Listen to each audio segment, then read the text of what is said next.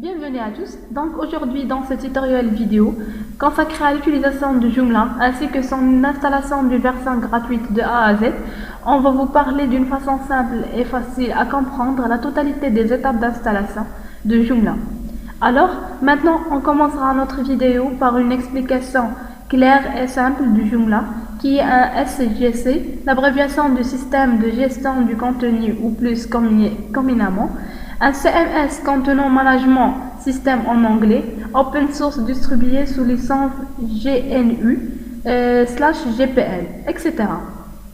Le CMS sont des interfaces permettant la mesure à jour dynamique des sites web ou d'applications, intranet et extranet. Ces outils offrent de nombreux avantages. Ils permettent notamment de pouvoir gérer son contenu de site tout seul, sans avoir forcément besoin de l'intervention d'un spécialiste, et si l'on est spécialiste, gagner du temps par rapport à l'édition d'un site statique. Deuxièmement, bénéficier d'une grande souplesse et de flexibilité dans la gestion de son contenu, grâce à la séparation de la forme et du contenu, de sa structuration dans des menus, des rubriques, des catégories générées automatiquement. Alors que Joomla a de nombreux aspects, notamment qui permettent de montrer sa facilité d'utilisation et de l'extensibilité, alors que ce dernier est classé comme étant le logiciel le plus populaire, voire le meilleur de tous. Joomla est une solution open source et gratuite accessible à tout le monde, sans oublier que Joomla a plusieurs fonctionnalités qu'on cite parmi eux: multilingue. Joomla est la plateforme CMS multilingue open source la plus populaire offrant plus de 64 langues, ainsi que l'extensible, que le noyau de Joomla n'est que le début, le pouvoir réel est dans la façon dont vous pouvez personnaliser Joomla avec plus de 7000 extensions possibles. Deuxièmement, gestionnaire de contenu. Le cœur de Joomla est un système de gestion et de contenu qui permet d'organiser et de gérer votre contenu comme un jeu enfant. Et troisièmement, édition des contenus.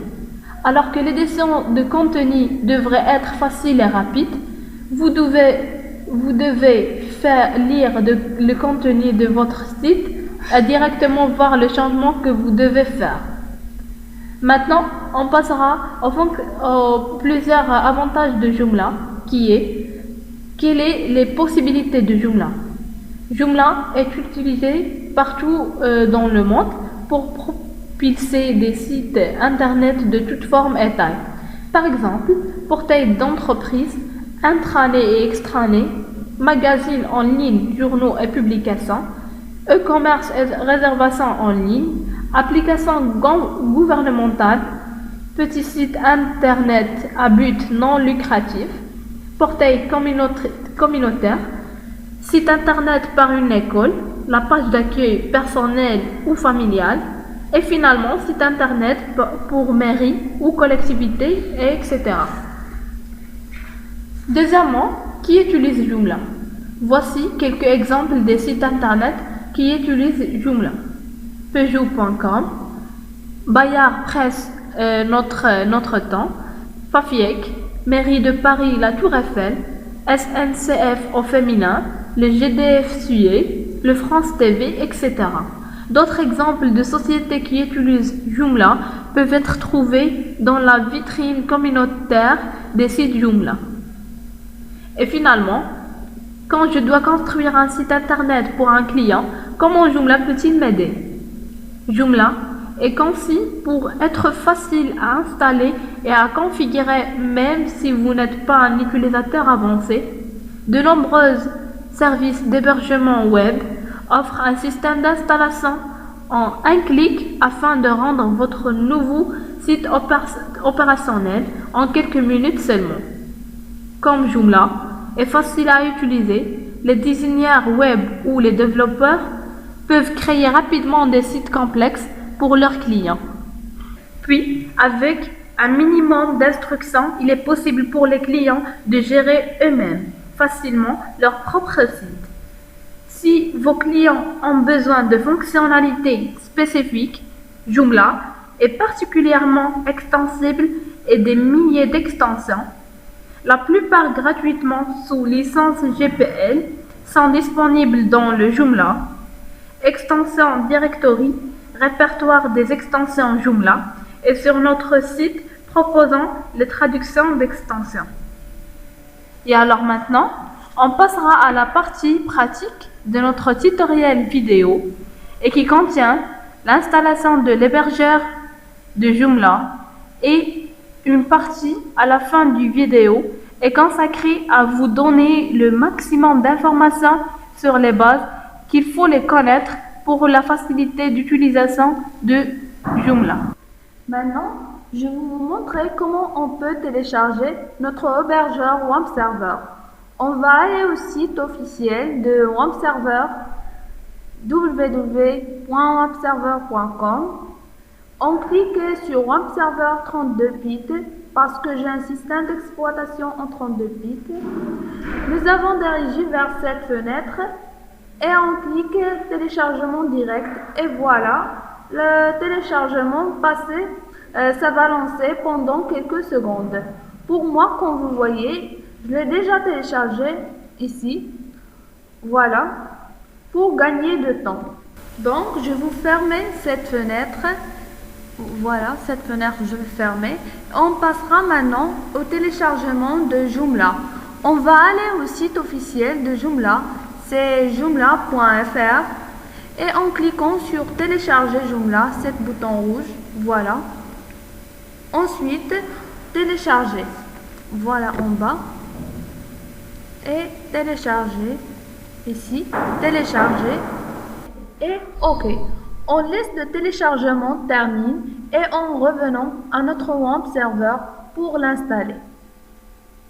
Concernant l'installation de WAMP, on va faire double-clic sur le fichier téléchargé de WAMP et on suivait les étapes. C'est vraiment très facile et il ne demande aucun effort. Voilà comme vous voyez ici, la première étape, Next. J'accepte les conditions. Continue. C'est le chemin de l'installation. Suivant. Et créer une icône sur le bureau. Et suivant. Et voilà, on attend quelques secondes. Et voilà, ouvrir. Ouvrir ici. Ouvrir.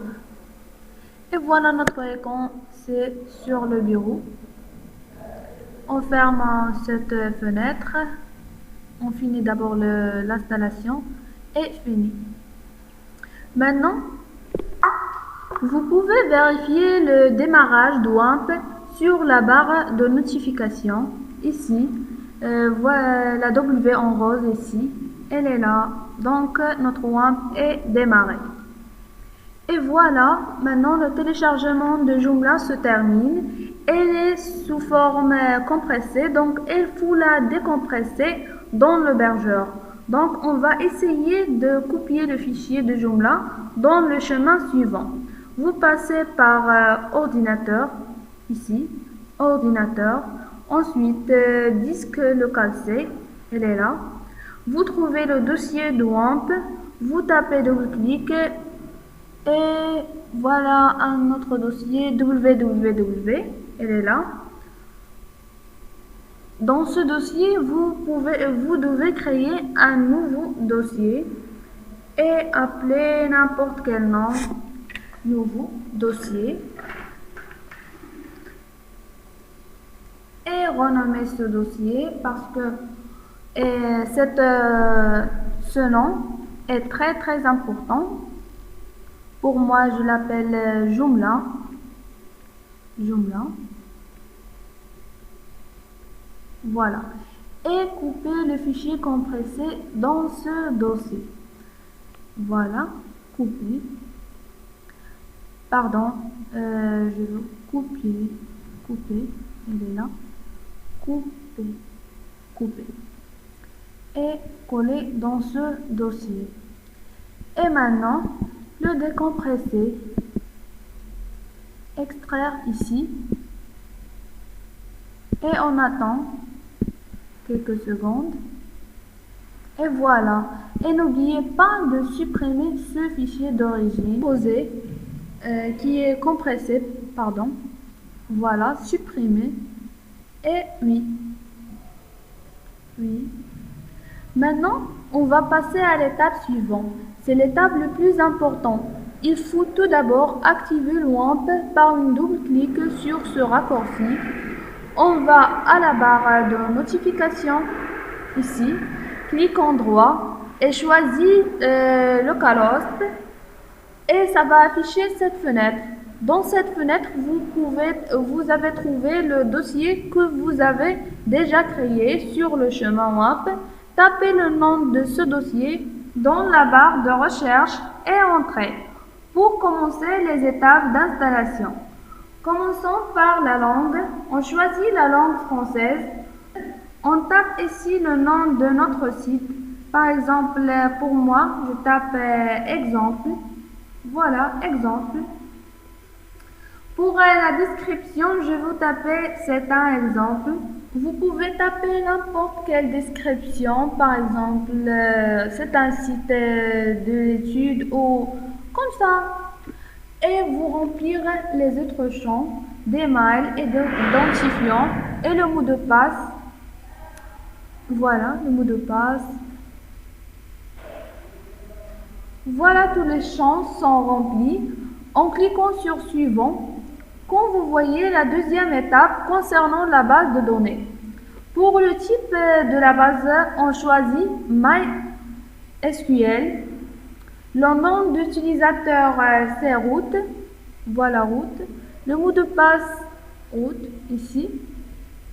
Le mot de passe, aucun mot de passe, je laissera vite. Et concernant la norme de la base de données, il faut tout d'abord créer la base de données. Revenons à notre menu localhost. Ici, vous aurez phpMyAdmin dans la menu localhost. Ici, phpMyAdmin. Vous cliquez ici. Vous trouvez ici une nouvelle base de données. Double-cliquez ici et créez votre base de données. Et donnez n'importe quel nom. Pour moi, je l'appelle Joomla et créer. Et voilà, votre base de données était créée. Revenons à notre fenêtre et vous créez ici le nom de votre base de données. Pour moi, c'est Joomla. Et maintenant, on clique sur suivant. Voilà, où est-il suivant? Suivant. Voilà, c'est la dernière étape. C'est la dernière étape. Vous ne changez rien dans cette fenêtre parce que cette fenêtre affichera justement les données que vous avez déjà entrées. Vous cliquez tout simplement sur installer et vous laissera toutes les modifications comme ça. Et installer. Et maintenant, on attend jusqu'à ce que Joomla termine son installation. Il est en cours d'installation. Et voilà, il nous affiche félicitations, Joomla est installé. Et pour la suppression des répertoires, on supprime le répertoire. Voilà, supprimé. Et Joomla contient deux parties, soit la partie administrative et la partie du site. Si on veut modifier quelques paramètres. Donc voilà, on est maintenant on a accès à la partie administration. Je vais entrer mon identifiant ici, Raoult, et le mot de passe, et je choisis la langue française et je me connecte. Et voilà. À travers cet bouton-là, je peux accéder à mon site. Donc, comme vous voyez, voilà le site que vous aurez lorsque vous installez Joomla la première fois. Et voilà ici l'interface de l'administration. Donc, comme vous remarquez, la page d'accueil comprend le panneau d'administration et des raccourcis vers les fonctions les plus courantes. Ces fonctions sont aussi accessibles à partir de la barre menu. Donc, on peut accéder par exemple pour l'utilisateur, soit par là, utilisateur, et on choisit, ou par là, utilisateur. On a deux choix. C'est la même chose. Donc, ce panneau est utilisé, ce panneau ici, ce panneau d'administration est utilisé pour nous permettre de retourner à la page d'accueil et de la partie administration. Donc, ici pour la gestion d'administrateur, ici, il nous permet de créer, des utilisateurs et gérer leurs droits, leur mot de passe. Comme vous voyez ici, nous voici groupe d'utilisateurs et catégorie des notes. Et voilà. Et concernant ici, en revenant. Et voilà, ici, on a la gestion média ici qui nous permet d'ajouter, de télécharger des photos, des fichiers multimédia. Voilà, télécharger des photos, des fichiers multimédia. On revient à la page d'accueil, ici, panneau d'administration, ici. Concernant ici la configuration, la configuration,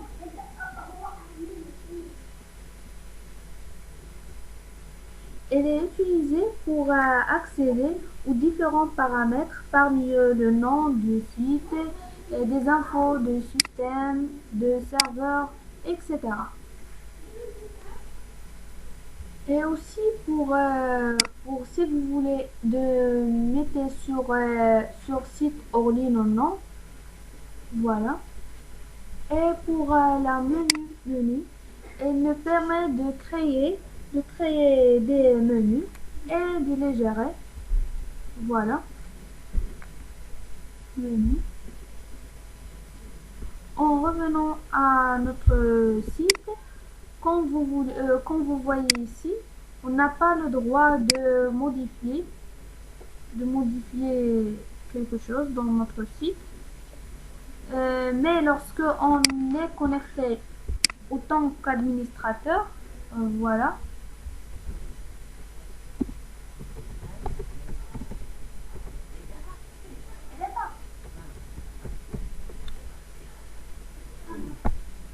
voilà, comme vous voyez ici, je me connecte.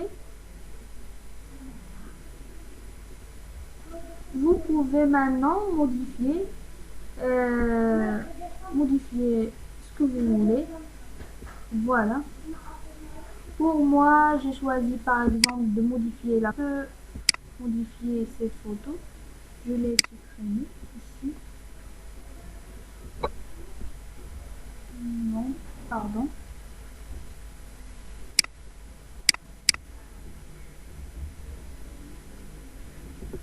Je l'ai supprimé cette photo. Et je choisis une autre photo. Je clique ici, photo, image, pardon. Et voilà, ici, parcourir. Et j'ai choisi n'importe quelle photo dans mon PC. Par exemple, pardon.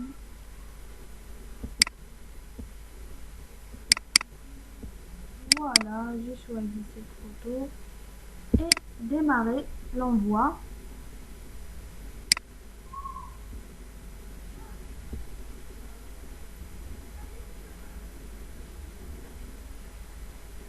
Et voilà.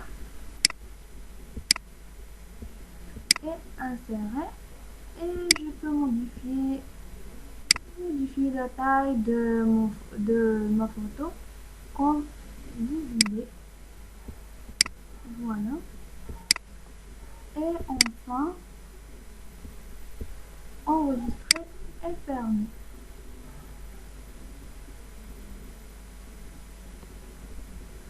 Voilà, c'est la photo que j'ai modifiée.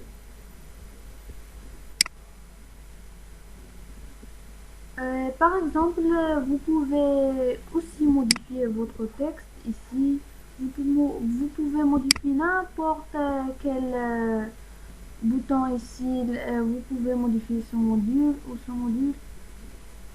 Tout. Et merci pour votre attention. On vous donnera le rendez-vous à une autre tuto.